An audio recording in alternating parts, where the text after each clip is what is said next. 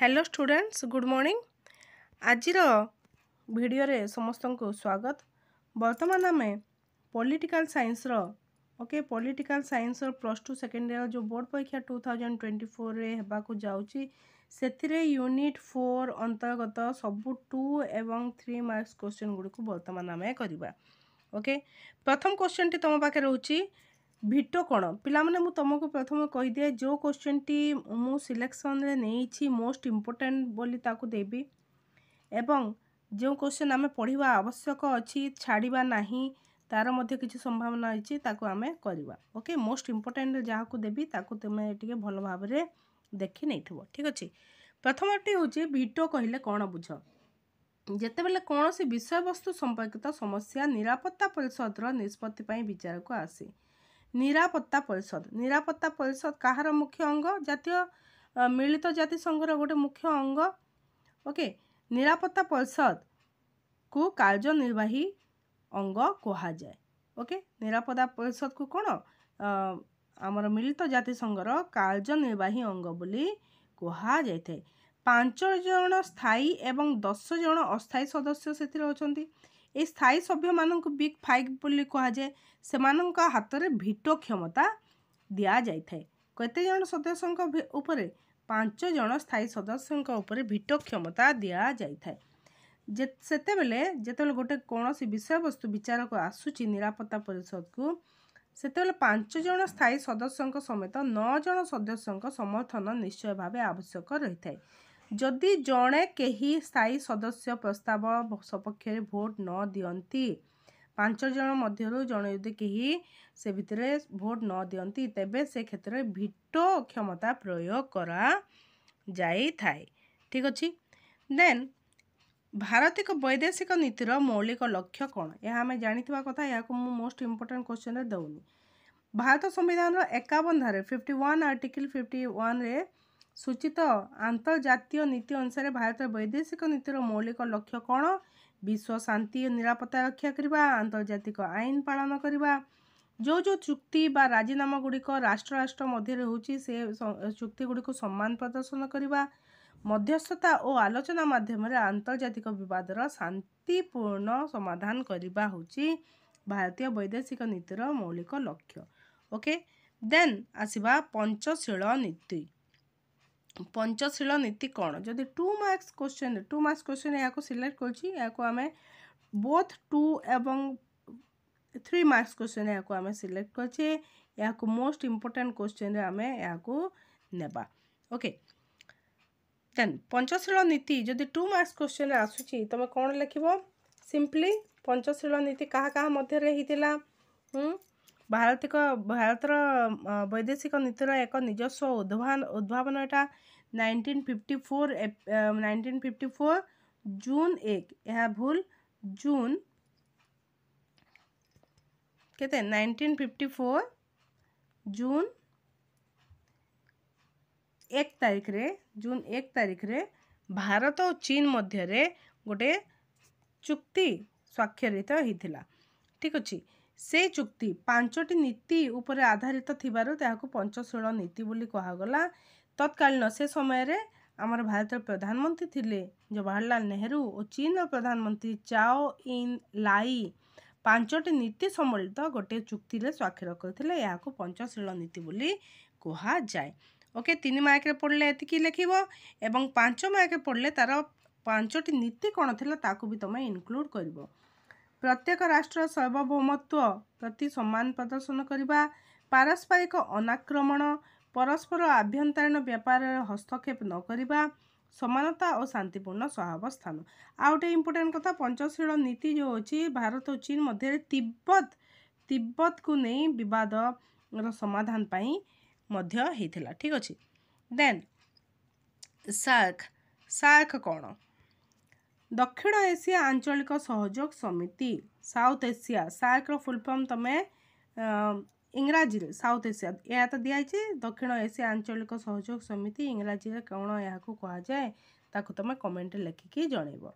Most important या मु नौची दक्षिण एशिया राष्ट्र मानक मध्य उत्तम सहयोग और संपर्क प्रतिष्ठा पाई कहीं सार्क गठन होता दक्षिण एशिया जो राष्ट्र माने अछंती सेमानंकर उत्तम सहयोग तांकर कोऑपरेशन और तांकर रिलेशनशिप को वृद्धि करबा पई 1986 मसीह रे भारत नेतृत्व रे दक्षिण एशिया आंचलिक सहयोग समिति बा सार्क प्रतिष्ठित गठन करा जायथिला।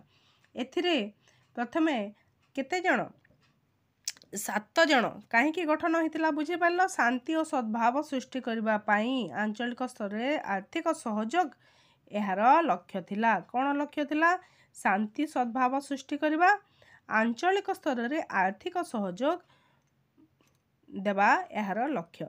एवं डिसेम्बर मासरे ओके 1985 डिसेम्बर मासरे यह गठन होता। प्रथमतः 7टी राष्ट्र एथिरे सामिल होते। परवर्ती समय रे अफगानिस्तान यार अष्टम सदस्य रूपे जोग देइथिला। अफगानिस्तान जो एठारे अष्टम सदस्य रूपे जोग देला 2005 रे जोग देइथिला। ये 8टी ना भल भाव मन रखिबो। ओके देन गोष्ठी निरपेक्ष आंदोलन कहले कौन? गोष्ठी निरपेक्ष आंदोलन को या मोस्ट इम्पोर्टेंट क्वेश्चन रे सिलेक्ट करूची। द्वितीय विश्वयुद्ध पर परे दुईटी महान शक्ति किए? युक्तराष्ट्र अमेरिका एवं सोवियत रूस एमानक मध्य शीतल युद्ध आरंभ होता। यही दुई गोष्ठी को सामरिक दृष्टिकोण समर्थन न दे निरपेक्षता अवलंबन होची गोष्ठी निरपेक्षता। सामरिक अर्थात सामरिक बोले युद्ध क्षेत्र में साहाय्य न दे निरपेक्षता अवलंबन करबा। आमे चुपचाप रहूछु, आमे कोनोसी काहाकू सपक्ष करिबु नै, ताहे से होची गोष्ठी निरपेक्षता। एही शीतल युद्धरू दूरेई रहिबा पाई किए दूरेई रहिले? भारत नेतृत्व नेला एवं एशिया आफ्रिकार नूतन भावे जो जो राष्ट्र नूतन भावे स्वाधीनता लाभ करथिले सेमाने एठारू दूरे रहिले। किए नेतृत्व नेला? भारत नेला। तो राष्ट्र माने विश्व शांति और सहयोग लक्ष्य कहीं से जोग देले नहीं? विश्व शांति और सहयोग लक्ष्य रे प्रतिष्ठा करथिबा एही मेंट होची गोष्ठी निरपेक्ष आंदोलन। भल भाव बुझा पड़ेगा। नेक्स्ट क्वेश्चन को जीवा। देन मिलित जातिसंघ घोषणानामा कौन? मिलित जातिसंघ घोषणानामा यूनाइटेड नेशन 1942 मसीहा जनवरी 1 रे 26टी राष्ट्र प्रतिनिधि माने आटलांटिक सनंद नीति को समर्थन जनाई वाशिंगटन रे गोटे घोषणानामा रे स्वाक्षर करथिले। याको मिलित जातिसंघ घोषणानामा कहा जाए। तो मिलित जातिसंघ ना किपरि आसला? एथिरे मिलित जातिसंघ शब्दटी अमेरिकार राष्ट्रपति रूजवेल्ट को प्रस्ताव क्रमे प्रथमे व्यवहार कराइथिला। सेथिपई याको मिलित जातिसंघ घोषणानामा बोली कहा गला। ओके तार डेट गुड़िक मन रखिबो। ए मिलित जातिसंघर उद्देश्य कौन थिला? यह भी इंपोर्टेंट क्वेश्चन। आम मिलित जातिसंघ जदि क्वेश्चन आसुची 3 मार्क्स रे ताले केबे हिथिला, कौन तार लक्ष्य थिला एवं तार मौलिक उद्देश्य को तमे लिखिबो। अंतर्जातीय शांति और निरापत्ता रक्षा करबा गोटे उद्देश्य।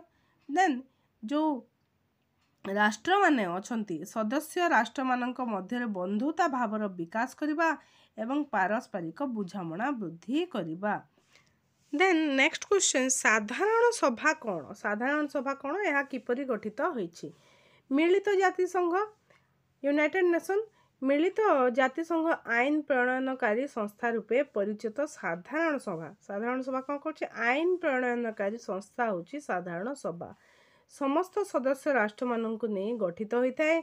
एथिरे प्रत्येक राष्ट्र एक 5 जणिया प्रतिनिधि मंडल रहिथिबा बेले प्रत्येक सदस्य राष्ट्र गोटे भोट अधिकार प्राप्त होई थाए। साधारण सभा ओके साधारण सभा मध्य इम्पोर्टेंट। याकू टिकेनाक जानिथिबा कथा। साधारण सभा तुमरो लॉन्ग क्वेश्चन एथरक आसीबार संभावना रहिछि। ठीक निरापत्ता परिषद मध्य तुमे जानि थाओ। याकू हम मोस्ट इम्पोर्टेंट नो नै। निरापत्ता परिषद कौन? कार्यनिर्वाही अंग। कहार कार्यनिर्वाही अंग? मिलित जातिसंघर कार्यनिर्वाही अंग रूपे निरापत्ता परिषद परिचित। एथिरे 5 जन स्थायी सदस्य और 10 जन अस्थायी सदस्य रहिछंती। ब्रिटेन, युक्तराष्ट्र अमेरिका, सोवियत रूस, फ्रांस, चीन होचंती स्थायी सदस्य। 5टी जो स्थायी सदस्य होचंती किए किए? ब्रिटेन, युक्तराष्ट्र अमेरिका, सोवियत रूस, फ्रांस और चीन एमान बिग 5 मध्य कहा जाए। ठीक, संयुक्त राष्ट्र संघर अवशिष्ट सदस्य राष्ट्र मानक मध्य 10टी राष्ट्र होची अस्थायी सदस्य भावे साधारण सभा द्वारा 2 वर्ष पर निर्वाचित होई थांती। जो अस्थायी सदस्य 2 वर्ष पर निर्वाचित होई थांती। ठीक अछि। देन नेक्स्ट क्वेश्चन को हमें जीवा, नेक्स्ट इंपोर्टेंट क्वेश्चन को। यस, देन होची तुमरो उपनिवेशवाद कोन। उपनिवेशवाद कोन या को तुम जानी था, एते इंपोर्टेंट नुहे, क्वेश्चन लागुनी हेले जदि आसी जीवो ताले आमे काहे कि कोनोसी क्वेश्चन छाड़ीबा। जेते बेले कोनोसी राष्ट्र अन्य एक राष्ट्र राजनीतिक नियंत्रण हाथ को निए, कोनोसी राष्ट्र अन्य एक राष्ट्र राजनीतिक नियंत्रण हाथ को निए तथा आर्थिक दृष्टि शोषण करे, याको साम्राज्यवाद बा उपनिवेश कहा जाए। जेपरि कि ब्रिटेन तमर ब्रिटिशर्स माने होची हमर भारत को आर्थिक दृष्टि शोषण करथिले एवं राजनीतिक नियंत्रण हाथ को नैथिले, याको उपनिवेश बोली कहा जाए। ए दृष्टि पराधीन भारत उपनिवेशिक राष्ट्र हैला बेले इंग्लैंड उपनिवेशी राष्ट्र थिला। भारत कौन उपनिवेशिक राष्ट्र एवं इंग्लैंड शासन करथिला, तो उपनिवेशी राष्ट्र थिला। ठीक अछि, जानता। नेक्स्ट होची वर्ण वैषम्य नीति। Most important question, most important question. वर्ण वैषम्य नीति कहले कौन, अर्थात मनीष मध्य विभेद करवा, कलर को लेकिन, रंग को लेकिन। दक्षिण आफ्रिकार उत्कट वर्ण वैषम्य नीति को भारत प्रथमे अंतर्जातीय स्तर में विरोध करथिला। मनीषंकर रंग कलर को लेकिन जो विभेदित अच्छी विभेदीकरण, ओके, किए कला किए गोरा, तो यही जो नीति अच्छी वर्ण वैषम्य नीति कहले वर्ण भित्तिर मनीष मध्य विभेदीकरण। देन गोष्ठी निरपेक्षता आम आगु कर सारी। गोष्ठी निरपेक्षता कौन कौन युक्तराष्ट्र अमेरिका और सोवियत रूस मध्य शीतल युद्ध आरंभ होता एवं से जो माने समर्थन दे नथिले, कहीं समर्थन दे नथिले विश्व शांति स्थापन पाई से समर्थन, सामरिक समर्थन दे नथिले, याकू कौन कहा जाए, गोष्ठी निरपेक्ष आंदोलन कहा जाए। नेक्स्ट पंचशील नीति। पंचशील नीति मोस्ट इंपोर्टेंट क्वेश्चन। पंचशील नीति कहली तुमको देखीदब 1954 जून 1 तारिख रे भारत प्रधानमंत्री नेहरू एवं चीन प्रधानमंत्री चाओ इन लाई मध्य 5टी नीति सम्मिलित एक चुक्ति स्वाक्षर होता है, पंचशील नीति कहा जाए। देन मिलित जातिसंघ किपरि गठित होता, इंपोर्टेंट क्वेश्चन, मोस्ट इंपोर्टेंट नो ने इंपोर्टेंट क्वेश्चन। प्रथम विश्व युद्ध परिसमाप्ति, युद्ध विध्वंस, मानव समाज को शांति प्रदान पाई 1920 जातिसंघ गठित है। जातिसंघ केबे गठित है? 1920। कहीं गठित है? प्रथम विश्व युद्धर जो युद्ध विध्वंस तार जो ध्वंस भयावहता थिला ताकू दूर करबा पाई एवं मानव समाज रे शांति प्रदान पाई जातिसंघ सृष्टि हैला एवं यार विफलता हैला।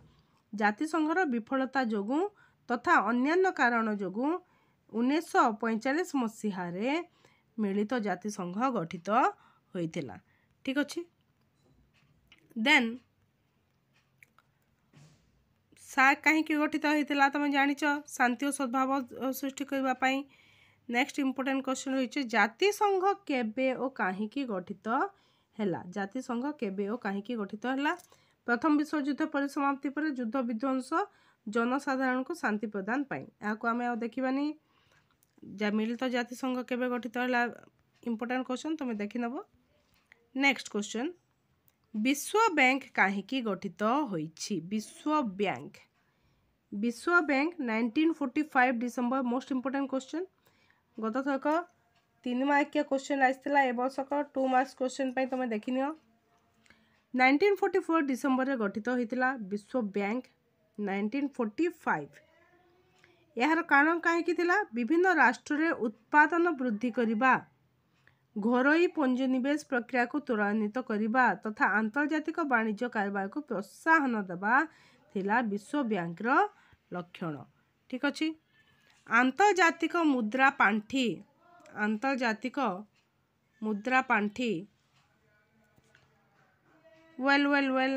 ଆଉ ଗୋଟେ ଆଚ୍ଛା विश्व बैंक पिलाମାନେ 1944 हब 1944 यह जुलाई मासरे गठित होइथिला डिसेंबर नुह भूल दिया एठारे। ठीक अछि। आंतर्जातिक मुद्रा पांठी केबे हितिला आंतर्जातिक मुद्रा पांठी 1945 डिसेंबर रे गठित होइथिला। ठीक अछि। आंतर्जातीय वित्तीय समस्यार समाधान ओके इंटरनेशनली जो मनीर जो टंका पैसार समाधान अच्छी तार समस्या समाधान पाई एवं आंतर्जातीय वाणिज्य को श्रृंखलित करबा पाई यह गठित होइथिला। ठीक अछि।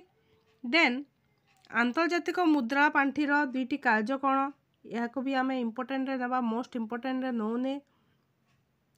आंतर्जातिक मुद्रा पांठी तार की कार्य अच्छी आर्थिक विकास और स्थिरता पाई सदस्य राष्ट्र मानक आर्थिक परामर्श देवा आंतर्जातीय वाणिज्यर समतुल अभिवृद्धि घटाइबा। ओके नेक्स्ट इम्पोर्टेंट क्वेश्चन रहिबो विश्व बैंक गठनर आभिमुख्य कौन कहीं विश्व बैंक गठन कराइथिला 1944 मसीहा जुलाई मासरे यह गठित होइथिला। युद्धोत्तर पृथ्वीर आर्थिक पुनर्निर्माण यार मुख्य आभिमुख्य। द्वितीय विश्वयुद्ध पर तर आर्थिक जो देश माने आर्थिक स्तर रे क्षीण होइथिले समानकु आर्थिक सहायता देवा यार आभिमुख्य थिला। द्वितीय विश्वयुद्ध द्वारा क्षयग्रस्त होइतबा सदस्य राष्ट्र मानकर पुनर्निर्माण पाई दीर्घसूत्री वित्तीय सहायता प्रदान करबा थिला यार मुख्य लक्ष्य। ओके नेक्स्ट क्वेश्चन कारगिल युद्ध। यस कारगिल युद्ध गोटे मोस्ट इंपोर्टेंट क्वेश्चन मु नउची याकू 3 मार्क्स पई तमे नोटेड करिथाओ। ठीक अछि। कारगिल युद्ध का मध्य रहितला भारत और पाकिस्तान मध्य रहितला। ठीक अछि। कारगिल युद्ध होची हमर शेष युद्ध भारत और पाकिस्तान मध्य रे मे मास 1999 मसिया रे होइतला। पाकिस्तान भारत कारगिल उपरे पाकिस्तान कौन करथिला भारत रो कारगिल उपरे आक्रमण करथिला। 1999 जुलाई 4 तारिख रे पाकिस्तान प्रधानमंत्री नवाज शरीफ और अमेरिकीय राष्ट्रपति बिल क्लिंटन को मध्य आलोचना परे पाकिस्तान सेना कारगिल अंचल हटी जाइथिले। से समय रे भारतर प्रधानमंत्री थिले अटल बिहारी वाजपेयी। क्वेश्चन होची ब्रेटन वुड्स सम्मिलनी कौन ब्रेटन वुड्स सम्मिलनी कौन मोस्ट इंपोर्टेंट यहाँ को मोस्ट इंपोर्टेंट क्वेश्चन रे नउची। ओके मोस्ट इंपोर्टेंट क्वेश्चन विश्वर 44 देशरू 730 जन प्रतिनिधि को नहीं द्वितीय विश्व युद्ध पर 1944 जुलाई 1 रु 22 तारिख मध्य जातिसंघर अर्थनैतिक सम्मिलन हिसाब रे अमेरिकार ब्रेटन वुड्स ठारे ब्रेटन वुड्स सम्मिलन अनुष्ठित होइतिला। कोठारे अनुष्ठित होइतिला अमेरिकार ब्रेटन वुड्स ठारे अनुष्ठित होइतिला। केते रु केते तारिख मध्य रे जुलाई 1 रु 22 तारिख मध्य रे 1944 44 देशरू 730 जन प्रतिनिधि को नहीं 44 देशरू 730 जन प्रतिनिधि को नहीं यही सम्मेलन होइतिला। यह विश्व कहीं होइतिला विश्व अर्थनैतिक श्रृंखला प्रतिष्ठा पाई अंतर्जातीय पुनर्गठन और विकास बैंक IBRD और अंतर्जातिक मुद्रा पांठी IFM इंटरनेशनल मनी फंड पाई प्रस्ताव ग्रहण करिथिला। ठीक अछि। ए होची ब्रेटन वुड्स सम्मेलन ये बहुत इंपोर्टेंट क्वेश्चन पिला माने तमे देखि नेथिबो। नेक्स्ट आमे 3 मार्क्स क्वेश्चन गुडी को जिबा पंचशील नीति कौन यहाँ को देखिबो तमे पंचशील नीति कहा मध्य रहितला यार प्रधानमंत्री के थिले से समय रे भारत और चीन खास कर तिब्बत को नहीं यही पंचशील नीति टी हितला। पंचशील नीति भारत और चीन मध्य रे तिब्बत विवाद को नहीं हितला ता भी लेखिबो। ठीक अछि। नेक्स्ट इंपोर्टेंट क्वेश्चन रोचे तास्केंड राजीनामा। तास्केंड राजीनामा को 2 मार्क्स क्वेश्चन भी तुम्हें देख मोस्ट इंपोर्टेंट क्वेश्चन मुझे ऐड कर तास्केंड राजीनामा 2 मार्क्स क्वेश्चन आसिले तुम्हें कौन लिख 1966 मसीहा जनवरी 10 तारिख 1966 मसीहा जनवरी 10 तारिख रे तास्केंड ठारे गोटे सम्मिलनी भारतर प्रधानमंत्री और भारतर प्रधानमंत्री लाल बहादुर शास्त्री एवं पाकिस्तान राष्ट्रपति आयुब खान को मध्य चुक्ति होता। एथिरे किए मध्यस्थता करथिले सोभियत रूसर सर्वोच्च शासक श्रीयुक्त कोसिजिन मध्यस्थता करथिले। ठीक अच्छे। पाकिस्तान और भारत मध्य युद्ध होता केबे 1965 रे युद्ध होता। ए युद्ध सरीबा परे 1965 जून मसीहा 30 तारिख रे युद्ध सरीबा परे पाकिस्तान भारत को अगस्त मासरे आक्रमण करिथिला। मिलित जातिसंघर अनुरोध क्रमे सोभियत रूस एथिरे मध्यस्थता करथिले एवं गोटे राजीनामा चुक्ति हेतिला। ठीक अछि। पुणी थरे युद्ध न हेबा पई शांति प्रतिष्ठा पई। ओके देन एक सप्ताह व्यापी विचार करिबा परे उभय नेता मध्य तास्केंड राजीनामा स्वाक्षरित होता। भारत और पाकिस्तान मध्य संपर्क रे काहेकि को शर्त रखागला संपर्कर उन्नति उभय देश शांतिपूर्ण भाव सहावस्थान करेंगे उत्तम पड़ोसी भाव संपर्क प्रतिष्ठा करेंगे एवं मिलित जातिसंघ सनंद प्रति पुनः आस्था प्रकट यही राजीनामार विशेषत्व थिला। कौन कौन मन रहा शांतिपूर्ण सहावस्थान दुई देश मध्य द्वितीय दुई देश मध्य संपर्कर उन्नति तृतीय उत्तम पड़ोसी संपर्क प्रतिष्ठा। ठीक अच्छे। बहुत इंपोर्टेंट क्वेश्चन।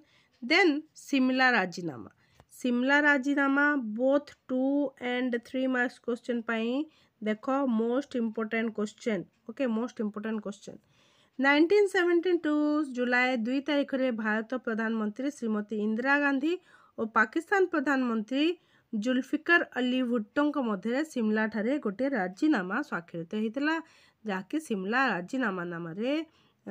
राजीनामा नाम ख्यात लाभ करथिला।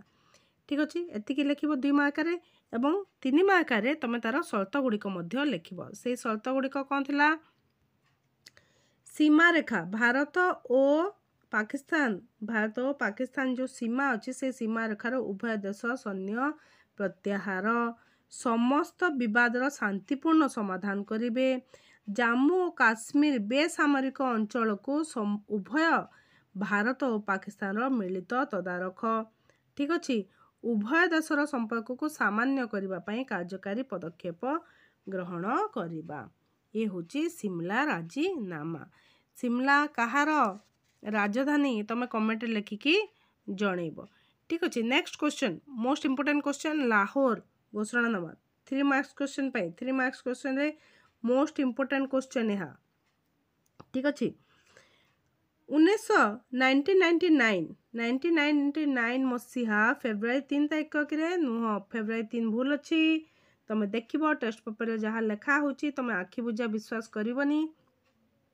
फेब्रुआरी 21 तारिख रे भारत प्रधानमंत्री अटल बिहारी वाजपेयी एवं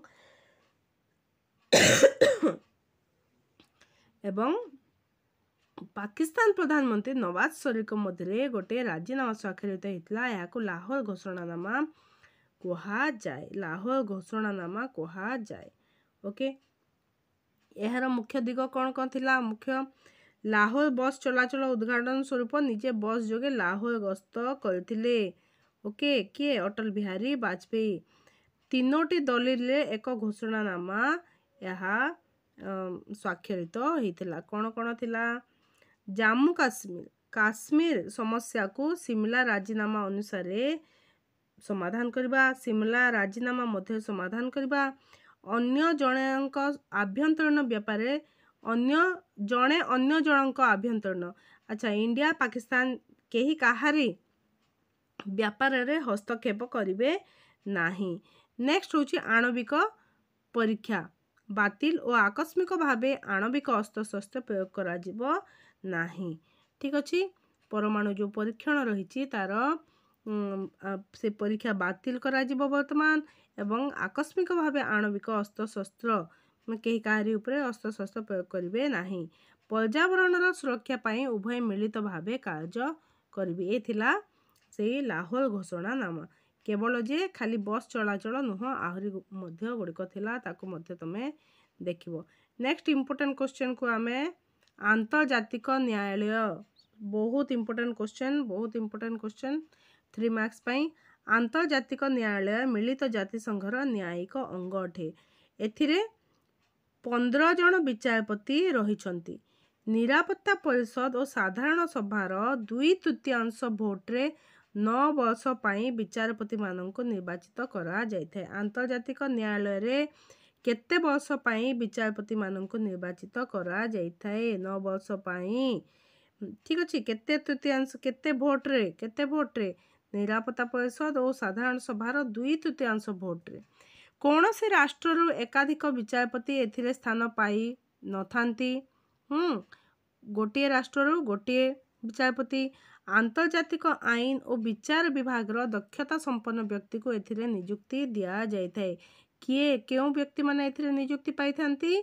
आंतर्जातिक आईन और विचार विभाग दक्षता जहार अधिक दक्षता रहिथिबो से ही एथिरे नियुक्ति पाइबे। नेक्स्ट कौन रही? यार कार्यालय कोठारे अछि? हॉलैंड राजधानी हेग ठारे यार कार्यालय अवस्थित। एही न्यायालय रे आवेदन परे समस्यार विचार होता है। प्रथमे एप्लिकेशन दिया जाए, आवेदन करा जाए, तापरे समस्यार समाधान बा विचार होता है। स्व इच्छा रे न्यायालय कौनसी विवादर समाधान पाई उद्यम करि पारे नाही। आंतर्जातिक न्यायालय हेले कौन हला? से निज इच्छा कौनसी समस्यार समाधान करे नाही बा उद्यम मध्य करे नाही। प्रथमे न्यायालय रे आवेदन करबा को हुए, तापरे से समस्यार विचार करा जाए और समाधान करा जाए। यह मुख्यतः सभ्य राष्ट्र माननकु आईनगत परामर्श प्रदान करथाय। मुख्य कार्य होछि कोन? एथिरे जेते जन सभ्य अछंती सभ्य राष्ट्र माननकु आईनगत परामर्श प्रदान करिबा। ओके पिला माने सबु गुड़ाक रहिला सबु 2 एवं 3 मार्क्स क्वेश्चन गुड़ाक यूनिट 4 रु आमे वर्तमान सारी देइछे। एहीपरी इंपोर्टेंट वीडियो गुड़िक पाई तुम चैनल को सब्सक्राइब कर। तुमे अचिंता रुहरी पिला माने परीक्षा पर्यंत मु सबु बेले तुम सहित जोड़ी होकी रहिछि एवं तुमे कमेंट लेखिकी जणाओ कि क्वेश्चन आवश्यक कौन कौन आवश्यक आमे सबु गुड़ाक करवा। ठीक अछि। वर्तमान पाई रहिली। धन्यवाद। जय माता दी।